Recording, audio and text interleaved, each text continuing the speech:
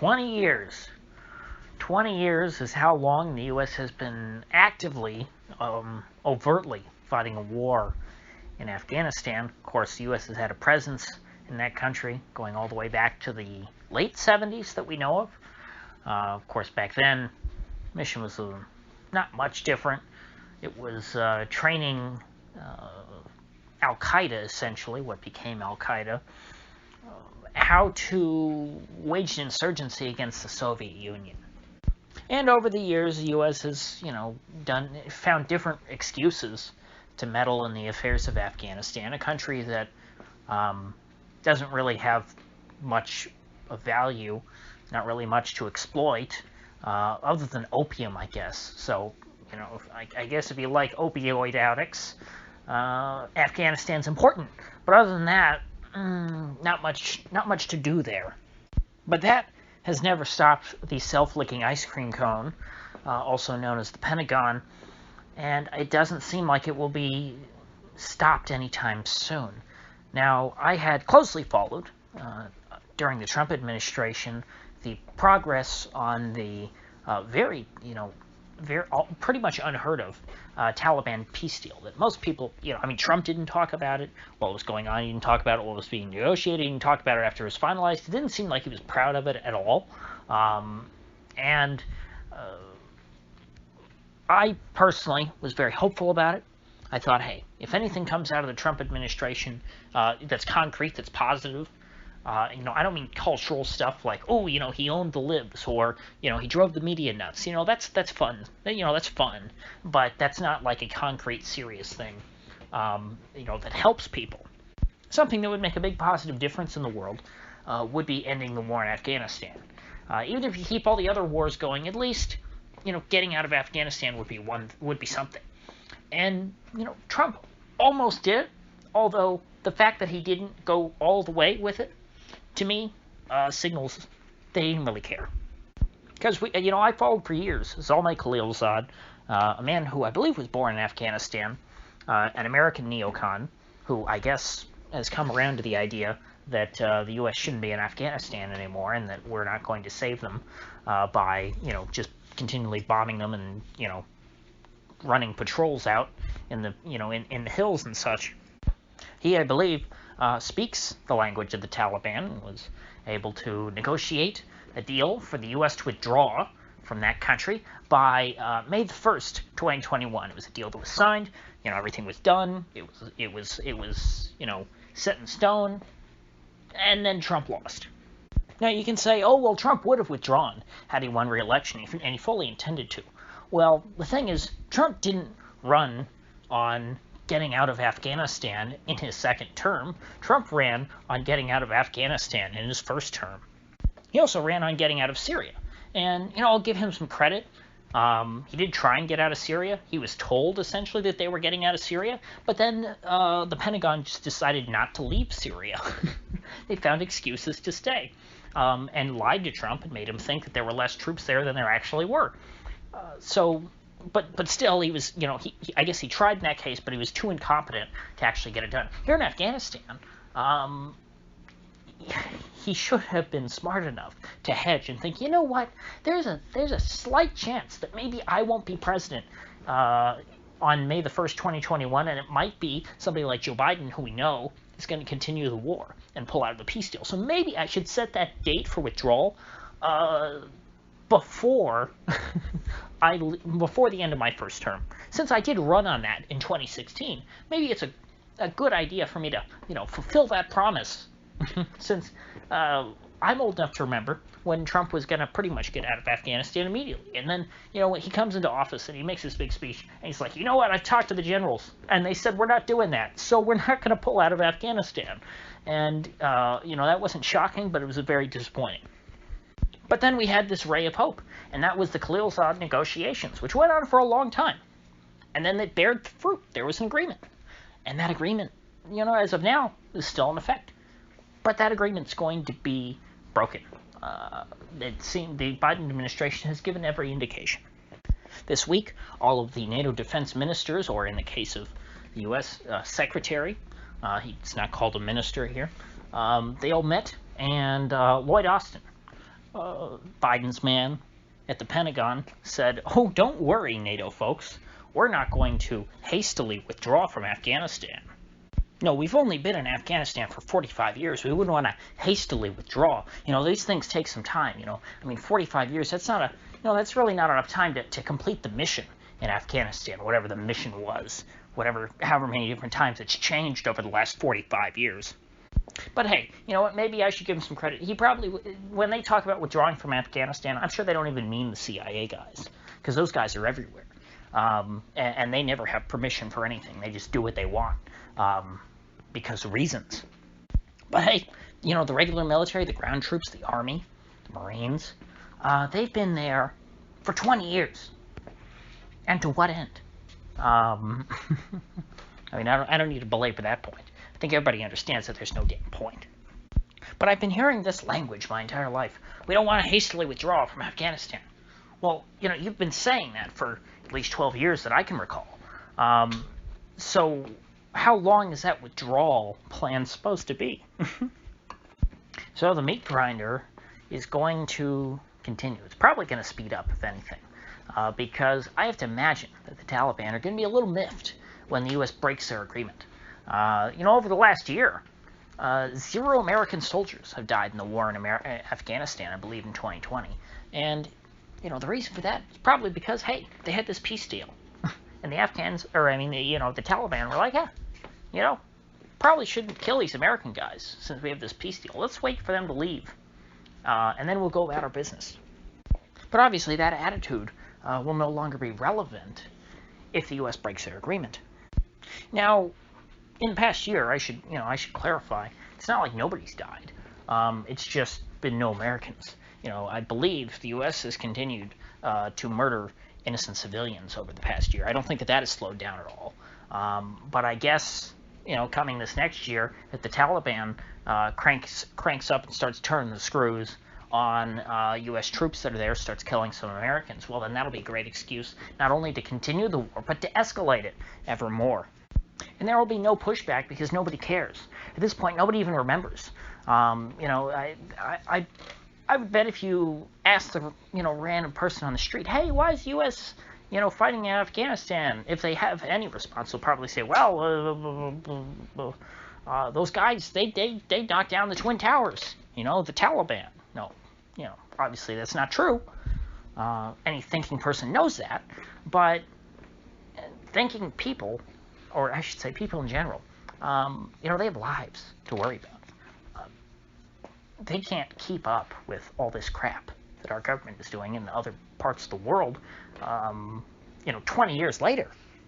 I can't even get mad at people for not knowing and not caring, because this isn't relevant to their lives. But you know what? It is relevant to the tens of thousands of people in Afghanistan who die every so often. I'm not sure how many times. I don't know, maybe every year, tens of thousands. That's probably about right. And this is for something that doesn't even matter to ordinary Americans. It has absolutely no bearing on them. The only people who care about this crap are the defense contractors, the officers at the Pentagon who essentially, they get to promote themselves by having all this, ongoing combat in Afghanistan. It gives them something to do because they're bored all day. And of course, the third group of people who care are the think tankers who work for the defense contractors and have to not only justify their own existence, but, justify the existence of the defense contractors. And they come up with this, ideological superstructure about how, we're going to turn Afghanistan into West Germany. Their society is going to make it, a 5,000-year leap, via the process of the U.S. launching drone strikes on villages of people who live in teepees. So I guess that's probably my first Afghan update in a while. Definitely my first one since Biden's been in office. I've lost that glimmer in my eye. That last glimmer of optimism is gone. I think there's still hopes that Lloyd Austin might represent somewhat of a positive change on the Yemen front, which is a good thing. But as far as Afghanistan is concerned, those people are damned to a horrible fate that I would not wish on anyone. I've heard that there are even some people in Afghanistan whose, their communities are so remote and primitive that they don't even realize that the U.S. are the ones bombing them now.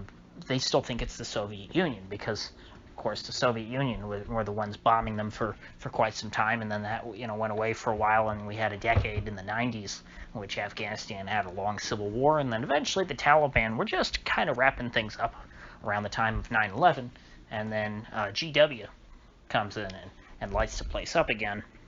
And so, it's not shocking that, these people are so primitive. And I don't mean that in a derogatory way at all. I mean that they've been bombed into the Stone Age now for decades. They have to start their lives from scratch, pretty much every day. There's no room for growth or advancement or for developing some kind of advanced culture. It really is a tragedy it's tough to stomach and imagine. And anyone who's taken part in that, I don't know how they sleep at night. I don't understand these people in the defense industry complex, whatever you want to call it. I don't understand these these pseudo intellectual types. I don't understand these military officers, and not just the U.S., but in all these other NATO countries. I mean, because all the other NATO countries, they're not yelling at the U.S. to get out of the war. They want the U.S. to stay. A lot of those countries have quite a few troops there, too. And again, it's like a mass, not hysteria, but a mass psychosis? It's like a pathological bloodlust, but they still dress it up in the language of, helping these people. But I mean, after 20 years, there's no excuse. You're the bad guy. There's no way that, I'll give you, just as an example, the defense minister of Norway, when he lays his head down at night, I can't imagine that he thinks, a couple more months here and we Norwegians will have just turned Afghanistan into an egalitarian paradise, just like Norway. There's no way that he goes to sleep at night thinking that. Neither do the Germans, neither do the British, the Canadians, and certainly not the Americans. If I ever had a reason to want to grow this channel, it certainly wouldn't be because I want personal fame or money or something like that, because YouTube's not monetizable anymore, and the kind of fame that I would get over, from this channel would be infamy, so that wouldn't be positive for me. But what I would want is just to have a platform in which, me or somebody, or more people, the more the merrier, are able to just bring up this topic from time to time, because there's no defense for it. Nobody would ever try to defend this, and yet, the public just never talks about it, which, of course, most of that is the media never bringing it up, but people generally, they don't care about it because it doesn't affect their lives. But once you think about it, it does affect you. It affects you psychologically and emotionally. So I guess I wish that I could impose that on other people, or I should impose this kind of it's an aggressive word. Impose isn't the right word. Inspire that in other people, because if everyone, tomorrow, let's just say, I don't really believe much in the democratic process, but I mean, this is something that's so egregious that if everyone was as disgusted by all this as I am, and as, certain other people are in this country, if we just called our congressmen and senators for one day, I think that would send a pretty effective message. But the problem is, there's not enough people who do that. Not enough people care. The folks in Washington get much more in terms of kickbacks from the blood-soaked vampires in the defense industry than they ever would from people who are, for lack of a better term, pro-life. And then, of course, you have the fact that the military, just like all bureaucracies, but more severely really than all the other bureaucracies, has it has an air around it, kind of like the science does right now with the virus stuff. You have to trust the science, which really means trust the bureaucrats. And when it comes to murdering innocent brown people halfway around the world in countries that 95% of Americans could not find on a map, you're supposed to listen to the generals. As if the generals are the ones who are calling the shots. They're the ones who give orders to the civilian government. We in America are governed by a junta, if you listen to the media. Of course, if I said that, it would be considered a conspiracy theory, and for good reason, because supposedly, if you look at Wikipedia, the head of government and the head of state for the United States is the president. It's not the generals. And as Tom Woods pointed out on his show this week, the question of, what countries to invade or not invade is a political question. It's not a military question. The sorts of things that you ask your generals for advice on are, hey, how do we take this hill? Or how do we siege this city?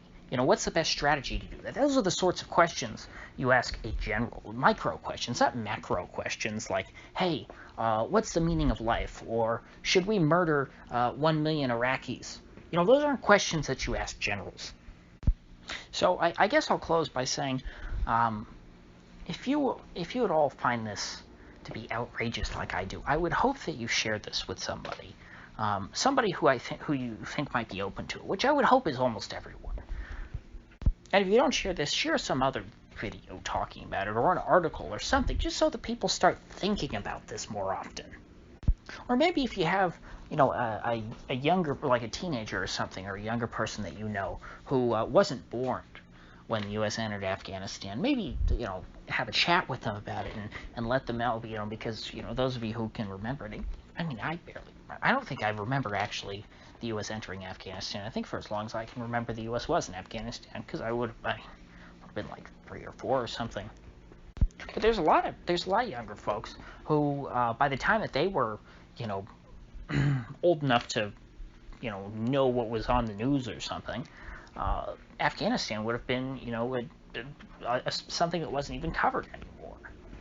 Kind of like how the war in Somalia has never been covered, period. Americans have no idea there's a war in Somalia. But I guarantee you, people of Somalia know damn well that they're at war with the Americans. They know who's dropping bombs in their living room. And I'll tell you what, if there's ever a reason to desecrate or disrespect, the American flag, the national anthem, all these symbols that people like to flaunt at, sporting events, this is the reason. Not phony racism over quarterbacks and whatnot. I mean, hell, you can even still make it about racism if you want, because, Somalis certainly aren't white, Yemenis certainly aren't white, Afghans, I think they generally would be considered non-white because they have a pretty primitive society, although if you adopted an Afghan baby and raised him in a white family, most people probably couldn't tell the difference, especially, blue eyes and whatnot. But that's beside the point. Death is death. Murder is not generally something that people favor. I am somewhat of an optimist in that I do think that as people become more comfortable in their lives, as technology has advanced, people have become more docile, and therefore they're more averse to violence and more averse to wanton killing. And so this isn't really an argument that the war party can win. The only way that they perpetuate their evil is by silencing their critics. But if we all criticize them in unison, there's no real way to shut that up. And I think the other problem is that these countries that the U.S. fights in are so tiny, but the U.S. is so big that the amount of troops and technology has also made this through force multiplication through technology has made it so that there's the U.S. has so little at stake in terms of manpower that people just don't know people who are dying over there, and so again it doesn't affect them. Whereas in the past, when you have had empires that have fought meaningless wars, the people tend to, rise up eventually against that and speak out against it because, it's their father, it's their brother, it's their husband who's over there dying. They never really speak up for the enemy population. Think about the coup in Portugal in '74. Where the military, lower ranking guys in the military, revolted against the government because they didn't want to be shipped off to Africa. World War I ended because the German military mutinied. And they said, you know what, we're not doing this. We're done fighting. It's over. So as much as I try, I've been searching. I cannot find a positive note to end this on. So I guess now is as good of a time as any. So we'll see you folks tomorrow.